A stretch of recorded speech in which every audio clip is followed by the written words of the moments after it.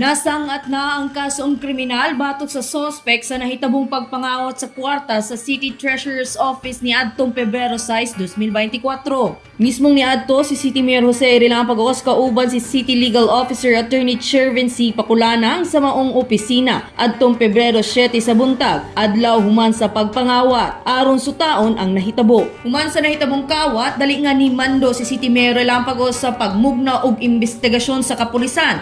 Apil na ang City Legal Office aron masugdan ang laka nga pagabuhaton sa suspetsadong nailang usa ka job order sa City Planning and Development Office. Nahitabo na siya ang pagkawat February 6 sa gabi.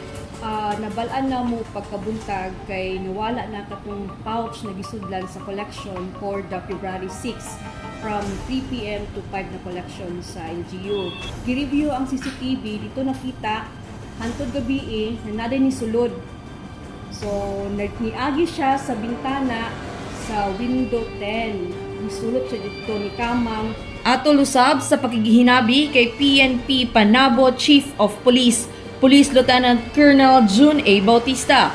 Iyang gisulti kung unsa ang gipasaka nga kaso batok sa suspetsado.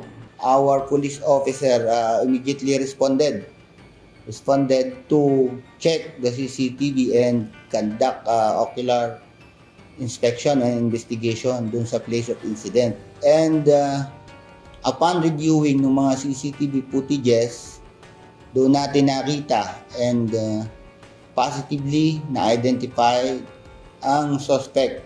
On February 14, the case of robbery was filed sa Office of City Prosecutor. Nakasuhan po siya ng Article 299 ng ating revised penal code, robbery in government places. Butyag ni Attorney Paculanang mikabat sa kapin 172,000 ang nakuha sa sospek. Dugang niini gisaysay niya ang laka nga gibuhat sa lokal nga panggamhanan sa nahitabo. So ang incident is February 6 past 10 p.m. Then si Mayor nag-conduct og investigation immediately after, which is February 7 sa buntag. And on that day also na nadakpan kay gi-orderan na yun ni Mayor ang PNP nga tungod kay nakita na ilhan sa CCTV ang suspetsado giadtuan sa balay gidakop. But because of technicalities, paghanay sa ato ang mga complaint affidavit of witnesses o ebidensya, wala gid siya na-filean on the katong sa oras nga dapat siya ma-filean, which is the 18 hours period. Kung tan-awon na nimo 18 hours period, mubo ra kaayo na. So sa kamubo ni ana, kung among dali-dali o na tendency nga sa fiscal pa lang na level, prosecutor's office pa lang nga level, ma-dismiss ang kaso. So kami naka-decide nga ihanay na lang ang kaso, mag-regular filing ta.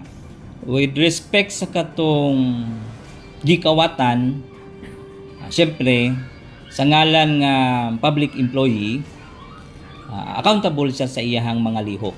Naa siya'y mandato nga dapat sundon.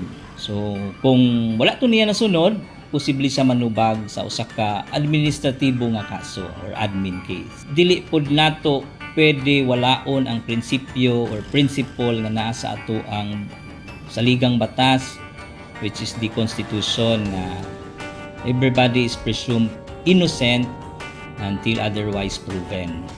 So due process of law. Dugang mensahe ni Attorney Paculanang nga dili magpataka ug mugna ug magpakalat sa maling balita kay dili kini makatabang. Sa pagkakaroon ginaawhag ang katawhan nga dili mutubay sa mga fake news nga ginabalita sa mga dili opisyal nga mga sources. Para sa dugang nga mga detalye, dunay gibahitabo nga live interview kauban si City Information Officer Michael Angelo A. Rasueño, Assistant City Treasurer Cherry Lubaga ug City Legal Office Representative Attorney June Eric Ilanan sa The Facts Treasury Robbery Issue nga makita sa Panabo City Information Office Facebook page.